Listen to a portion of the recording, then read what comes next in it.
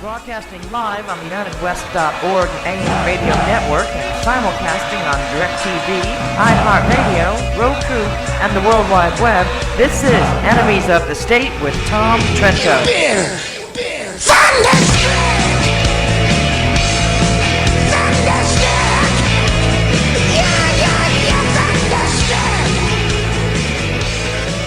Well, you know that.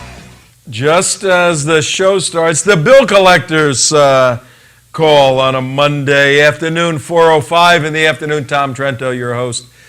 Enemies of the State, welcome back, all our dear friends. Thank you for listening to the show on WSBR Radio. How do I know that? I've memorized that. I don't need it on a teleprompter anymore. I know the call sign to our show, WSBR. 740 in Boca Raton, Florida, but WHFS also over in Tampa Bay. And starting around June 1st, maybe another station somewhere. Things are developing and growing. We appreciate everyone sharing the show. We send it out.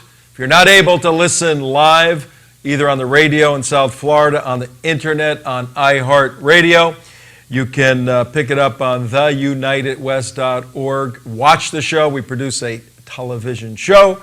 And the audio is simulcast, during the 4 o'clock hour on the show. Great show today. We're going to go to Yom Yerushlayim. Yesterday was a pivotal, historic day in Israel, actually over the weekend for us. And we have a Jerusalem Jane with us giving us a report on what was taking place on this anniversary on the We Got the Wall. We Got the Wall. Remember that? When, who was it? Moshe Dayan said We Got the Wall, or the radio broadcast came over and he marched into the Western Wall on June 7th, 1967. The mathematicians out there, how many years is that? 67 to 15. 48, Tom. 8 and 7 is 15. 48 years. You read it on the internet. Not 48 years since the reconstitution of Israel. No, that was 1948. But from 48 to 67, even though Jews could return to their homeland where they lived contiguously, they didn't have control of their capital, Jerusalem. That happened when the Arabs said, we got to smash these Jews once again, initiated the Six-Day War, lost. The Arabs are the only ones that when they lose a war, they go to the United Nations, and the United Nations says, okay, you started it, you were the belligerent party, you got beat, you lost territory in a fair fight, but the Jews are wrong, you got to get your land back. Yes, Tom, that is how things work. That's how it works with Israel and Jewish people. Yes. Unbelievable. Imagine if there were 1.3 billion Jewish people in the world. Arabs, they're all going, ah! There's only 16 million Jewish people. The Arabs, have 16 million babies a day. That's almost 100 to 1 Muslims to Jews in the world. If you go by the larger number of Muslims in the world, the 1.5 billion, it's 100 Muslims for every Jew in the world. Imagine what the Nobel Prize count would be with 1.5 billion Jews. If 1.5 billion Jews were in the world, they would run the world. They would run the media. They would run Hollywood. They would run everything, right? Yep, that's what would happen. They run everything now. If the Jews run everything now, they're magical people. They're simply magical people. And if they ran the press, like the world says they do, don't you think they'd do a little better in their own public relations, which is horrendous? The nation of Israel cannot even get its message out clearly regarding all these issues. Like right now, we have a pope. What's the pope's name? Benedict or something? Benedict Arnold, I think. Benedict Arnold, Pope Benedict. No, what is his name? It's Francis. Benedict was the pope before him. Pope Francis, there was a little video and a thing going around the internet saying that he called Abu Mazen, terrorist name for Mahmoud Abbas, the head of the PA, Palestinian Authority in Israel, called him said, "You are an angel of peace." But it's corrected in that article right there as we start our show today at 11 minutes after 4. The Vatican says he didn't call Mahmoud Abbas an angel of peace. What he said was that may the angel of peace destroy the evil spirit of war. Then he's looking at Mahmoud Abbas. "I thought of you. May you be an angel of peace." So he wasn't proclaiming he was suggesting and hoping that he would be. Are you sticking up for the Pope again? That's the Vatican's response. But really, does it matter when the Vatican just recognized Palestine as a state? No, it doesn't. So, no, it really doesn't. So we got all kinds of nonsense going on in the Catholic community. Many, many dear friends in the Catholic community need to get their act together on the jihad. Really do historically see the role of the church and the abuses of Israel, and it's been corrected by papal bulls, but still the abuses of Islam against the West are continuous. And the world is waking up. It's time the Catholic Church woke up and started to see that. So we also have on today's show Norm Berdichevsky, friend of ours up in Orlando, PhD professor. As we look into Israel a little bit with the Day of Happiness, we're going to then go switch a little academically for you brainiacs out there. Norm Berdichevsky is going to come on and give us an understanding of how language has brought together Israelis to advance their cause because of the commonality of the Hebrew language. Don't forget, in the diaspora, the Jews, wherever they landed, wherever they were dispersed to, adopted the language of the land, Russian, Polish, Greek, whatever the language was. Hence the lovely language of Yiddish. Yep, and the Yiddish came, and now we're going to see where Yiddish came from, and then how everything has not morphed, but how the revitalization of the biblical language of Hebrew has been such an asset, not just for Jews in Israel, but for the Arabs in Israel, where the Arabs want to continue to speak Hebrew. Interesting. We're going to take a look at that a little bit later. And then we have a really fascinating but somewhat bizarre video that we'll show toward the end of the show where, you know how there's the Islamic State media division puts out all this propaganda.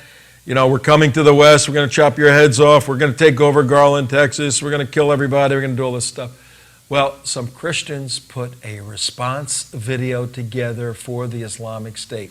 They made a video, they sent it out on the internet, and they addressed it to the Islamic State. They call ISIS.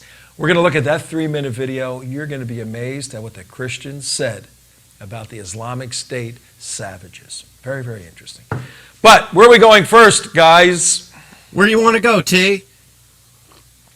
I'd like to travel to the Great Wall of the West and meet a dear friend in Jerusalem. I think we can do that. Can we do that? Yeah. Let me start walking. You do that.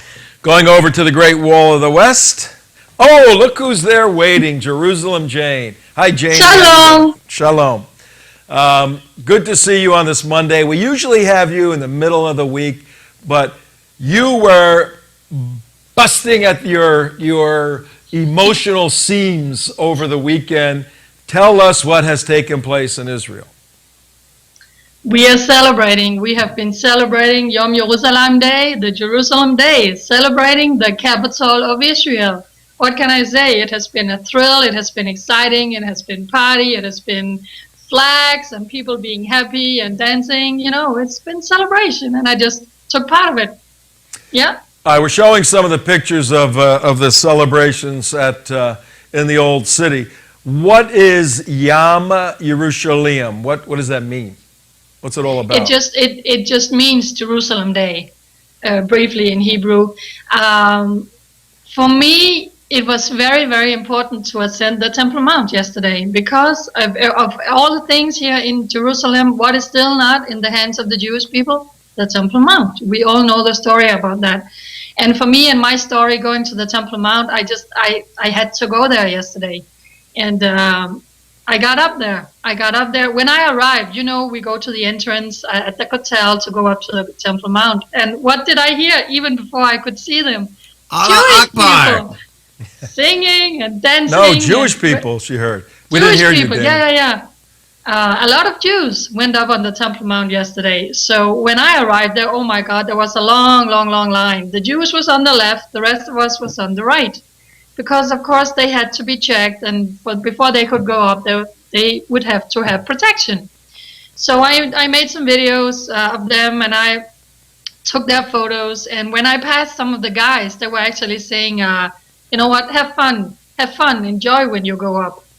The videos you're showing now is later from at the hotel, but I made it up to the Temple Mount, and I actually made it up about 50 minutes before closing time. And the minute I get up, they were like, "You got to go down." Oh, really? Oh, okay. Now, what was, with a lot of Jewish people going up to the Temple Mount, must have been extreme security all over the place? Not when we were waiting downstairs in the line. We have to go through security with our bags and everything. And there were just a couple of police officers, actually. But the minute I entered, the minute we walked up the ramp and we set foot, there were a lot of big, heavy policemen, with all their gears and the extra of the Waft, the Jordanian guys up there, and they were directing us. We couldn't just walk where we wanted. They were like, "You got to go this way." And for the first time, I was not told to cover up. Oh, wow. They threw up their hands with this whole deal. Was our favorite little Arab girl there yelling Allahu Akbar? No, I didn't see her. And I was very surprised because there was not actually that many Muslims up there yesterday. I'm not sure why they kept them away because there were not a lot of them. So I just walked around briefly because, like I told you, the minute I go up there and I start going up to the Dome of the Rock on the stairs, okay, lady, you got to go down. I was like, what crap? I just got here. Just got there. Yeah. Hey, what we're doing, folks, at whatever the time is after 4 o'clock, because this particular clock is not. It is 17 minutes after 4 o'clock. 17 minutes after. Tom Trento, your host, Enemies of the State, where we expose, investigate, and disrupt the activities of the enemies of the Western states, of the state of the United States, where we fight the Muslim Brotherhood legally, culturally, everything on the up and up. But today, we don't have any enemies on the show. We have Jerusalem Jane reporting live on Yom in Hebrew means day, Yerushlayim, Jerusalem Day, which simply was June 7th, 1948, when the Israeli army came in and took control of the old city and the Western Wall for the first time in 2,000 years. But something tells me it's not June 7th. So how is this a celebration of June 7th, 1967? How does that work? Oh, are you asking me? Don't ask me. Anybody know? Come on! I believe there's a little bit of a difference between the English and the Hebrew calendar. Yes. Exactly. Two different calendars. The Hebrew calendar is a lunar calendar, goes with the cycles of the moon, 30 days. Our calendar doesn't do that. We do it a little differently. So when you have the variation in the calendars, today was the celebration of the regaining of the wall. Now I heard there was some clashing with the prototypical little snot-nosed. I saw pictures of 5-year-old kids throwing stones at the Israeli cops. What was that all about? The only thing I saw when I walked down to Damascus Gate, again, a lot of Jewish guys singing with the flags because they entered in through Damascus Gate. And I think the Muslims see this as a provocation because they think this is our gate, and Jerusalem is our place, the Temple Mount is our place. So of course they had to make riots. So what do? They send out their kids to throw stones because then they look so innocent when it goes out in the media to the world and all the big, the police and the soldiers are bad, and it's such a propaganda show. It's pathetic. Oh, it really was. I saw the series of pictures. I saw the live footage of the little kid, 4 or 5 of them, really no older than 6 or 7, throwing stones, like at the shields, and the cops are just standing there like this. Yeah. And then the parents because what can they do? The minute they do anything, they're going to be portrayed as these horrible, horrible soldiers coming after kids. Well, what they did, because the adults were behind them, egging them on, eventually they brought in the skunk machine, the skunk juice machine, and they sprayed the skunk juice over everybody. The adults and the kids got hit with the skunk juice because they're out there, and you smell like dead animal and human waste for weeks. You can't get it off of your skin. So it's very effective. Yeah, it is. Let's show a little bit of the dancing. We'll leave on a very happy note of the dancing in front of the Kotel, the Western Wall, yesterday, Sunday, our May 17th, but on the Hebrew calendar, Yom Yerushlayim. Here we go. Let's show a little bit of that. Yeah. It's just so joyful. I can't explain it. I stand on the chair on the women's side, and I just film in, and you see them dance and sing and celebrate that they are in their eternal capital, and it's undivided. And actually, Benjamin Netanyahu was saying yesterday in a speech that as long as I'm prime minister, Israel will never, ever be divided again. All right, great. Hey, Jerusalem Jane, great seeing you once again. We will get back to you later this week, because I know there's a lot of things going on in Israel right now with the new government and the developments of Hezbollah mounting up their military up north, over on the northeastern border in Syria. We have more activity there by the Islamic State as they're advancing. Even in Iraq, took the city of Ramadi over the weekend.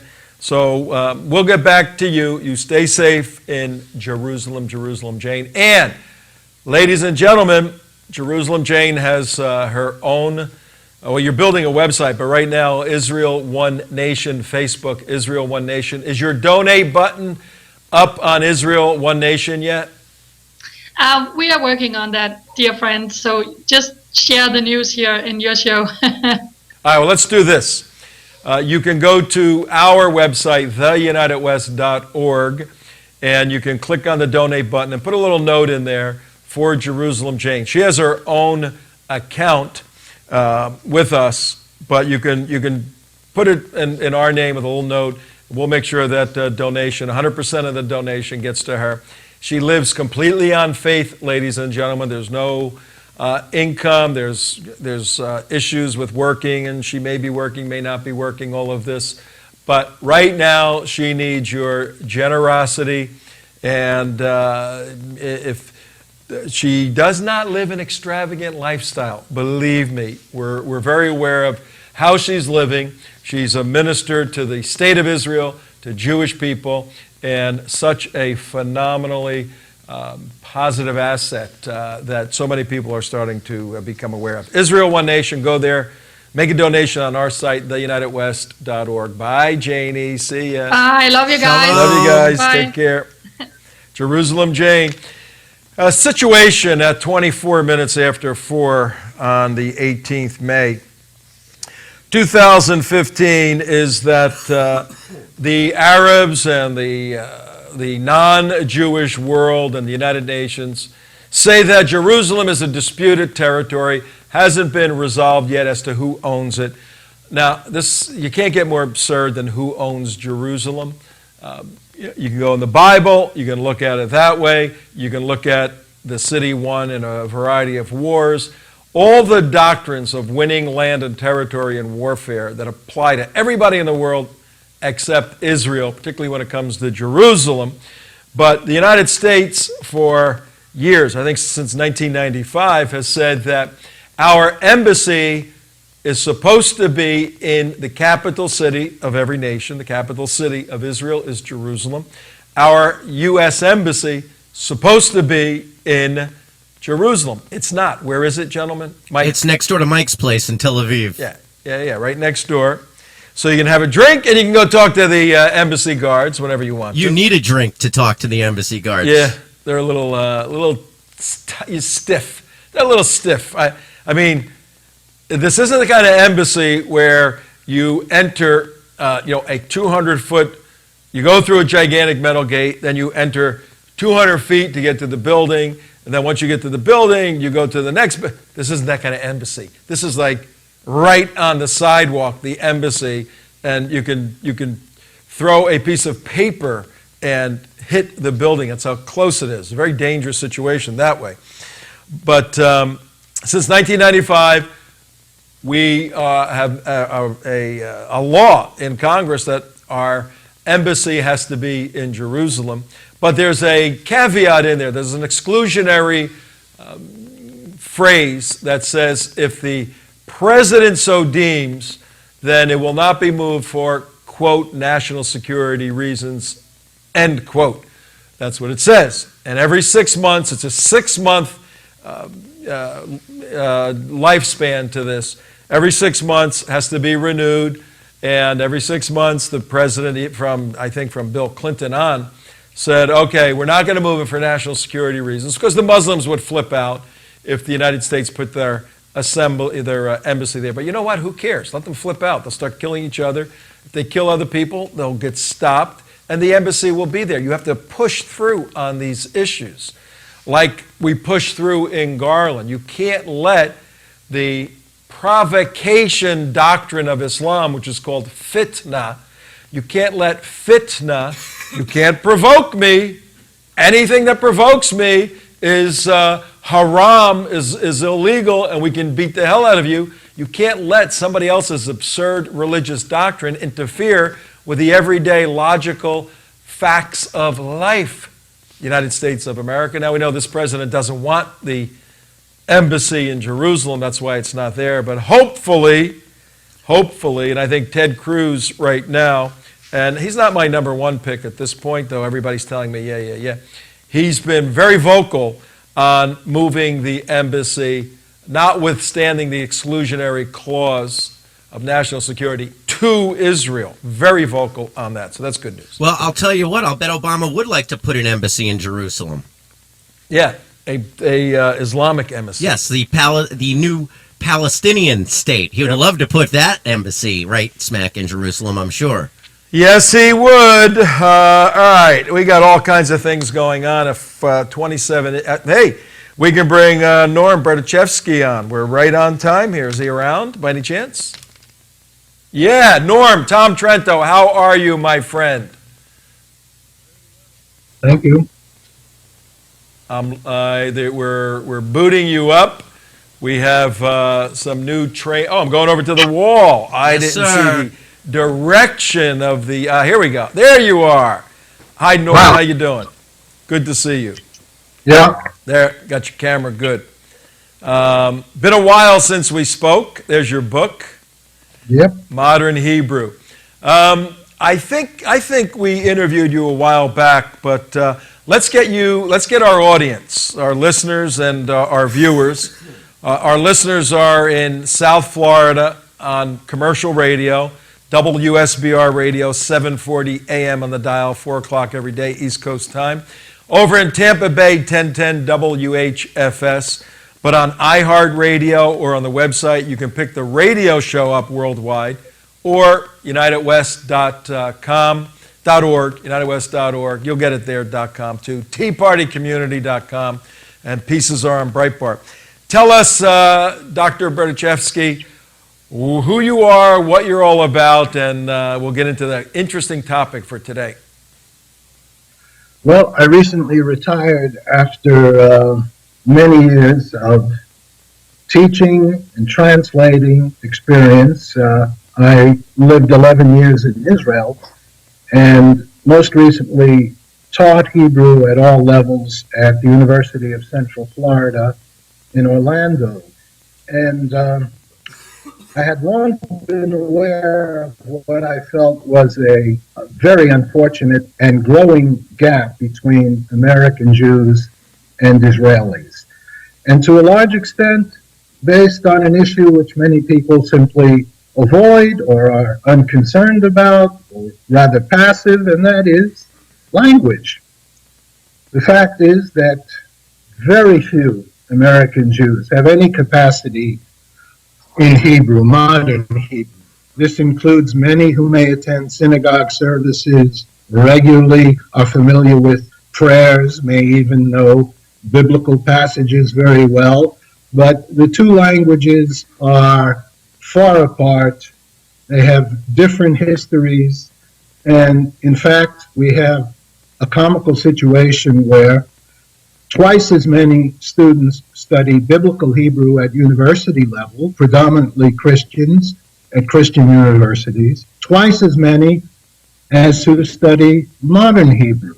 The majority are Jewish, but they are also fewer than the number of Egyptians studying modern Hebrew at That's Egyptian interesting. university. A couple of questions at this point, because this is a fascinating issue for me in particular. I'm a graduate of a Bible school, Moody Bible Institute in Chicago, and then Denver Seminary in Denver. And when we were in school, you have to pick the area that you're going to do work in. And I was in the area of apologetics and cultural issues and politics. So it was essential for me to learn Koine Greek to interpret the New Testament. I wasn't going into the pastorate. I wasn't going to become a pastor. Pastors had to study Hebrew. You had to know biblical Hebrew. So most Christian pastors have several years of biblical Hebrew to use Strong's Concordance or something else and be able to translate and interpret. Now, is the biblical Hebrew that's being studied in Christian universities or even yeshivas, is that the same Hebrew that's being spoken in Tel Aviv today?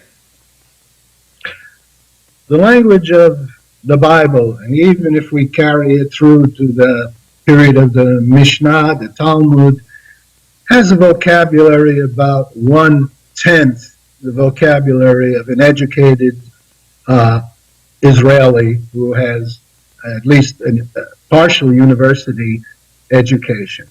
So the language of 120 years ago, before the pioneering work of Ben Yehuda and other scholars, and those who devoted themselves to making Hebrew into a modern vernacular, people who have studied biblical Hebrew are in no way able to follow events, cultural activities, or really take part meaningfully in any way in Israel today. There is a true story. I won't give his name, but a leading biblical scholar from the University of Oxford was on a trip to Israel.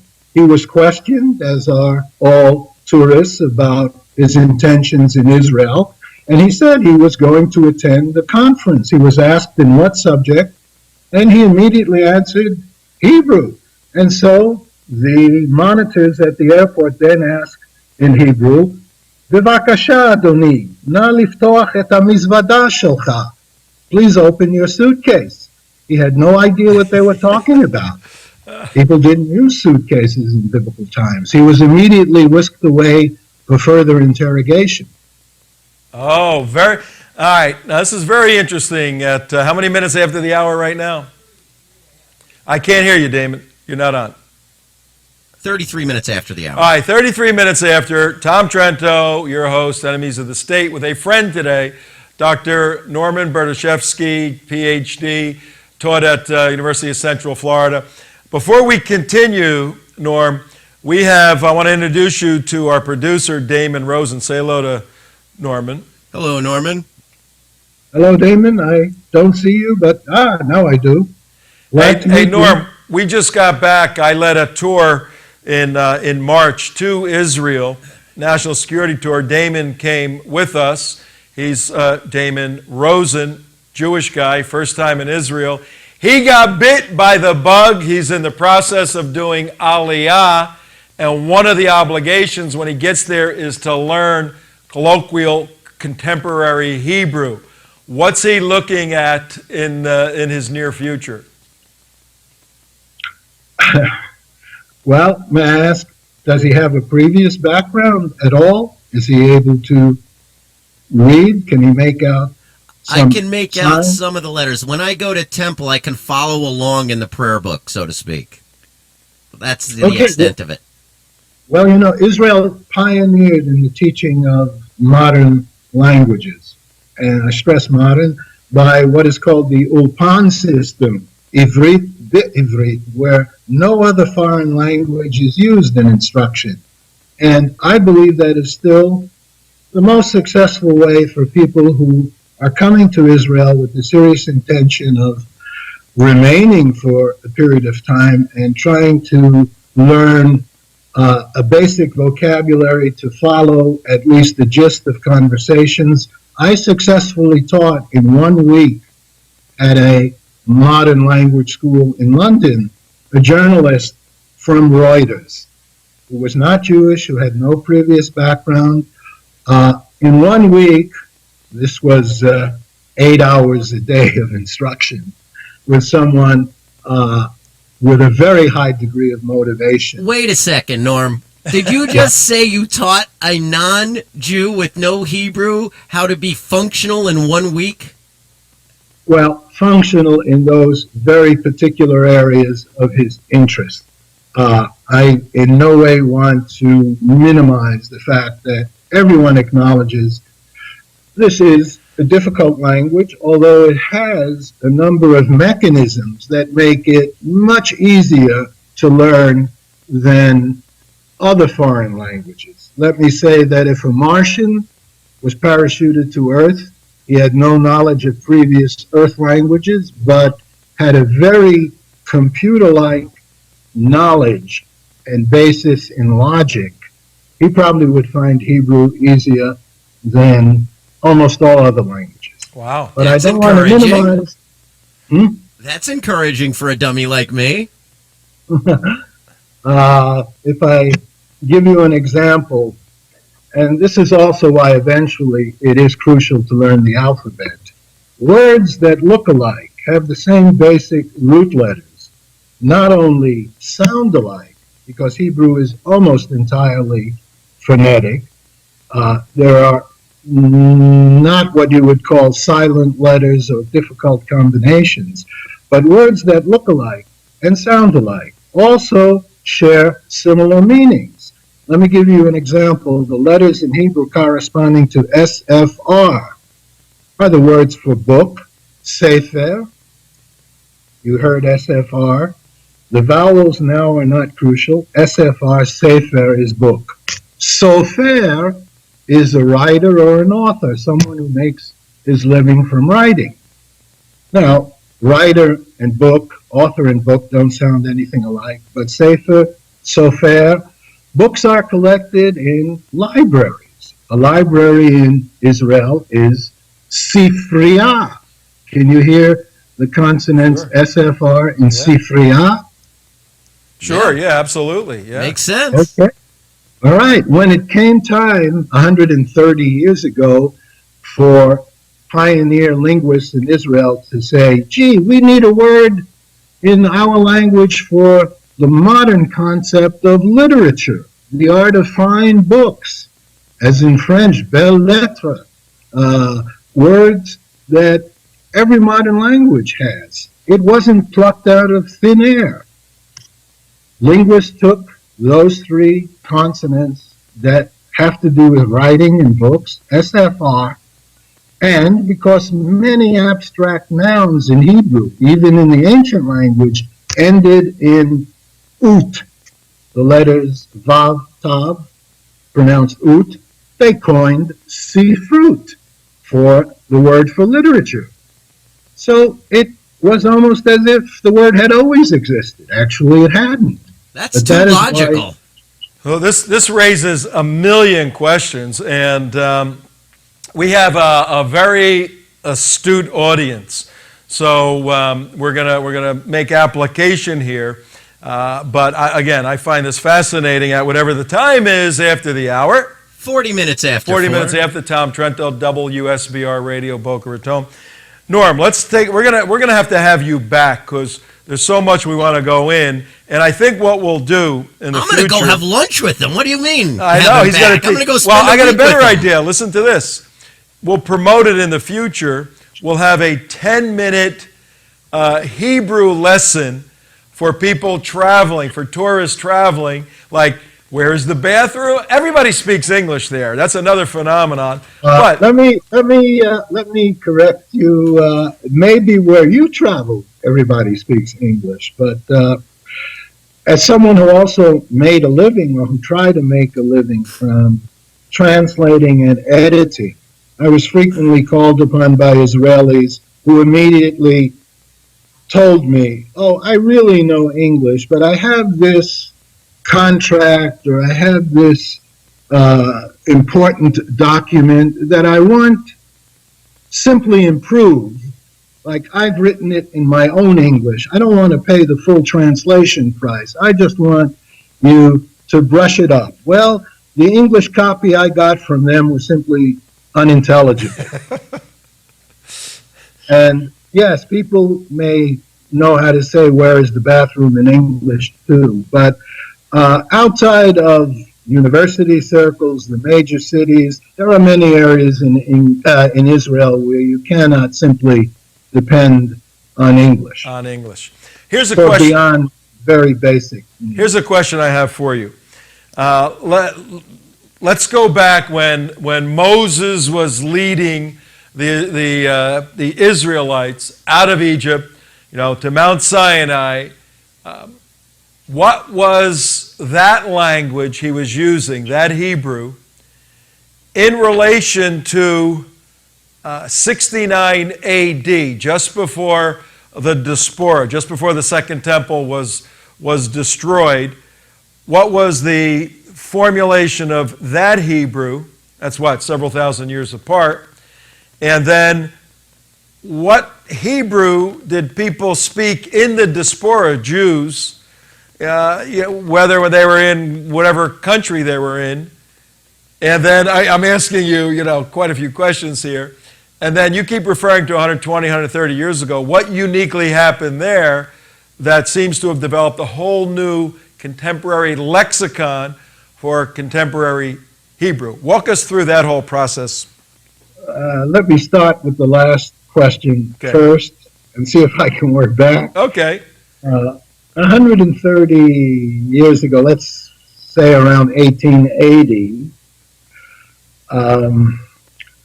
Hebrew was almost entirely a liturgical language, a language of prayer, much like Latin, although in the periods of Jewish presence in Spain, and in part, in fact, due to the great florescence of Arabic culture from which Hebrew at that time borrowed, Jewish scholars and rabbis tried to modernize Hebrew in the Spain of the 11th, 12th, and 13th centuries, later in the Renaissance in Italy. But by 1880, this process had come to a halt.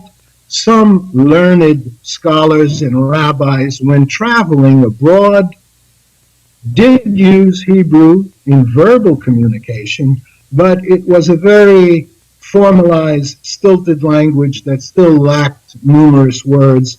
And even though there was a newspaper in Hebrew in Jerusalem as early as 1869, the number of modern topics it could deal with were very limited. The language had not graduated much beyond the 7,000 words in the Tanakh, or the Old Testament, plus a couple of thousand more from the Middle Ages. And linguists realized that a whole revolution was needed to make Hebrew into a modern language. And numerous people helped contributed towards this, but the one name everyone recognizes, or should recognize, was that of Eliezer ben Yehuda, who emigrated to Palestine in 1880. As early as the year before, he wrote that without a language of their own, the Jewish people could not really survive in the modern world, without a territory and a language as all other modern nations have. And from that time on, the language, by leaps and bounds, sometimes awkwardly, pioneered its way into making reforms, not simply adding new words, but being able to adapt the grammar, a grammar which was not fit for the flexibility needed in a modern language. and other aspects so that it would be fit. Yes, there he is, and you can see the paper he founded, Tzvi, shortly after the 1869 date I mentioned, and an early Israeli stamp shows the typesetting of the first Hebrew newspaper, and only from that time could you say that modern Hebrew began, and it had to fight its way against many obstacles and challenges. The ultra-Orthodox immediately rejected this idea. They considered it sacrilege.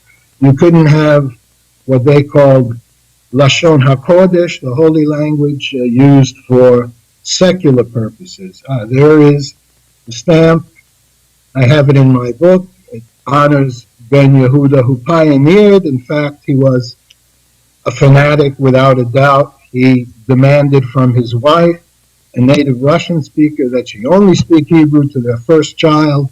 This was extremely difficult, created all kinds of problems, but eventually he attracted enough support that other families followed, including the demand for a Hebrew education using that system I mentioned of the Ulpan, Ivrit v'Ivrit, without relying on foreign languages.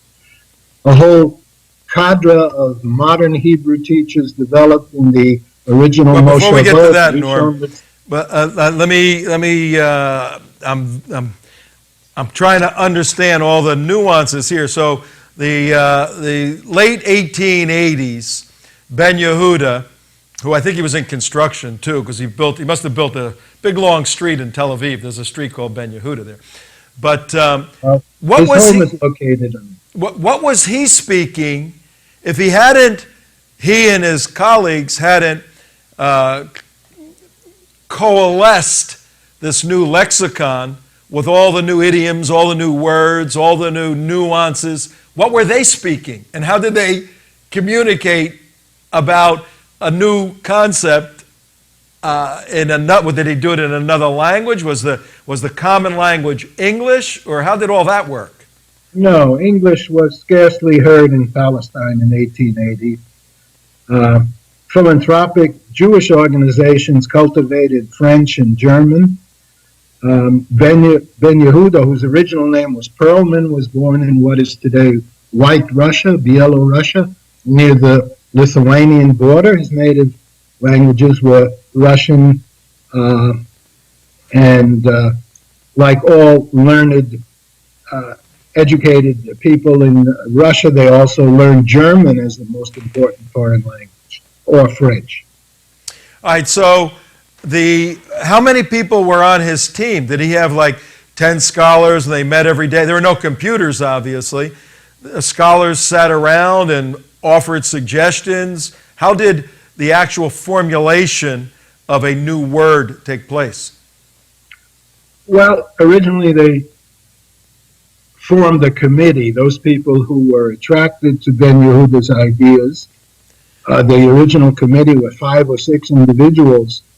And in addition, one mustn't forget that at the same time, other groups outside of Palestine, especially in the Baltic countries, Lithuania, and in Poland, were also striving to develop a more modern Hebrew, writing novels. And gradually, he became recognized as the most important authority, but often the committee made decisions that had no legal binding. And even though later there was a national committee, it too was not the sole factor in determining which words were accepted or rejected. It was the Hebrew-speaking community in Palestine. Remember, Zionists came to Palestine with the intention, that is, the majority, who were not ultra-Orthodox, who came to die and be buried, but who wanted to live and establish a new society. Their first commitment was to learn the language. So many of the new Jewish immigrants were already committed to modern Hebrew and strove towards acquiring facility and eventual fluency. And they were helped with the establishment of the British Mandate, which by that time knew there was a system of schools, Jewish schools, in which Hebrew was used at every level of instruction, including at technical schools. The Technion in Haifa adopted Hebrew as the sole language in 1912, and then the Hebrew University in 1922, proving this was the only language of instruction that a modern university could thrive using only Hebrew. Wow. Go back, Damon, go back to the picture of, I think it was Ben Yehuda over all those books. This looks like me in graduate school. Take a look if you can get back to that picture for a second. But is there today, we're gonna let you go after this because we gotta bring you back. This is fascinating. There it is. There's me in graduate school with 50 books open, trying to figure it out. Now, you can come back here. Now, I got this thing right here. I can do it 50 times faster and better than back then, this little tool right here. Oh. But is there an official lexicon that is the official now language of Israel? Well, there is an academy, Academia LaLashon HaIvrit, and that is the official academy recognized by the State of Israel, committed to its usages. Okay, so if I want to know how to spell the word, let's pick a word that's just popped up lately, like Facebook. You know, if I want to know the real meaning of Facebook, and I'm sure like the OED or any scholarly work, there's submittals every year. Who says what Facebook is actually comprised of what letters? How did that happen? Well, the academia has made decisions, but again, in the end, it was the majority of speakers who really decided. Let me also immediately say that Facebook and radio and televisia were not changed. It was foolish to attempt to change every modern word, many of which exist almost identical in many languages. But, for example, computer is not computer in Hebrew. It's machshev. And whoever made the brilliant suggestion struck a note of agreement immediately with the Hebrew-speaking people, because they realized this is the perfect word, because the important root letters in machshev are, you recall the example I gave with Sefer and Sofer and Sifrut and Sifriah. Well, machshev comes from the root letters for thinking.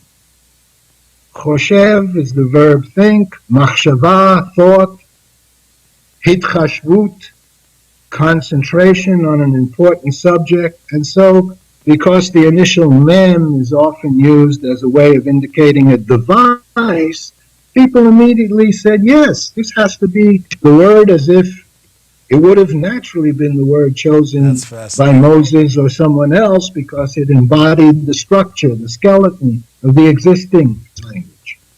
Fascinating, absolutely fascinating. Dr. Norman Berdichevsky, thank you very, very much for your insight. We will have you back. I think we're going to have you teach us like Toristo slang words or something. Damon's going to want your fast course or your hints as to how to, at least I understand. I mean, the languages I've studied, which were Latin originally and then Greek, a lot of it is just having vocabulary cards and studying and memorizing vocabulary. Is that any different nowadays? Well, flashcards are one of many devices that can help, yes, but we have the video programs today and tape recording, so there are a variety of techniques that can help. When I go to Italy, In fact, a year ago today, I was in Italy driving Ferraris at Maranello. That's another story. But whenever I go there, I throw in the language, not the Rosetta Stone, but something else. 2 or 3 weeks of going over it, looking at the symbols, I can get enough because I have a little bit of a background in it to be able to understand for the most part and kind of work my way through. So Damon, there's hope for you, Damon. All right, Norm, we're going to let you go, and you take care. Tremendous work. We'll be in touch for another segment on this, okay? Okay, look forward to it. Thank you very, very much. Dr. Norman Berdichevsky. I could talk about that all day long, the etymology of language. Where does it come from? How does it happen? One of the schools I went to, Moody Bible Institute, provides something like 10% of the world's missionaries. And these are people that, I went to school with, and they have to get dumped into, or they prefer to get dumped into the strangest places on the face of the earth. And many of them through the years, when some of the tribes in various wilderness countries had no concept of language, they had to go in. And I heard stories all through school of people becoming friends with various tribes and then creating a language for them because they were able to communicate, but they weren't able to read or write. And it's very difficult to progress if you can't read or write. So the linguists... Pompano Beach has its own linguistics. The linguists would go in and somebody would say, ooga booga, and that would mean, I'd like a steak for dinner. And, they'd go, okay, let's break this down. Let's write letters. You had to teach them letters and phonetics and all this. And these people would spend 30, 40 years creating an alphabet and then teaching people and then having them start, and then translating the English Bible into Ooga Booga, and then have that tribe start reading the Bible and learn about God's gracious gift for mankind. So just fascinating stuff. Are you encouraged, Damon? The fact that he was able to teach a Reuters reporter to be functional essentially in a week makes me extremely positive moving forward. Yeah, that's in Reuters talk, which is if it's a conservative, he's lying. So you can learn that statement pretty quickly. And if it's a leftist, he's telling the truth. That's all. Norm taught him how to say those two things. It took 2 weeks for that, or a week for that? 1 week, 8 hours a day. Great. Those are the Reuters guys. In any event, we appreciate people like Dr. Berdichevsky because you saw Ben Yehuda with all those books. We're out rocking and rolling and playing and going to the beach and going to terrorist attacks and going to bust up the Muslim Brotherhood. And these guys are in their room with books open, candles burning, thinking. And you wonder why, in many respects, the Arab world is so behind. I found in my observation of the Jewish people as a people, this tremendous, unending drive for education. Through 9/11, when I got seriously involved in the terrorism part, started working with Jewish folks, many of whom are in their late 80s. I mean, these people go out every night to some sort of educational thing. I started taking classes at Florida Atlantic University under Waleed Faris, and it was an adult education learning deal. I was like the youngest person in the room of 500. They're all 70, 80-year-old Jewish people for the most part. When was the last time that happened to you? Unbelievable. So there's a drive in Israelis, Jewish people, even in American Jews, for education, for performance, for perfection. It's admirable to see that. Sometimes it can mow you over. You got to be careful. But you want to know why there's 150 million zillion Nobel Prizes. But the president is catching up. He has his one that was nominated on February after the January inauguration, 2009, then awarded in October. He won the Peace Prize. Well, you know why? I know why he won the Peace Prize. Because they knew that 7 years ago, they knew that his foreign policies would drive the Saudis and Israelis to be buddies. No. If you look carefully, the Peace Prize he got is Piece. He tore the world to pieces. That was his prize. See you tomorrow, everybody. We're here to fix the world. That's why we're here. See you tomorrow.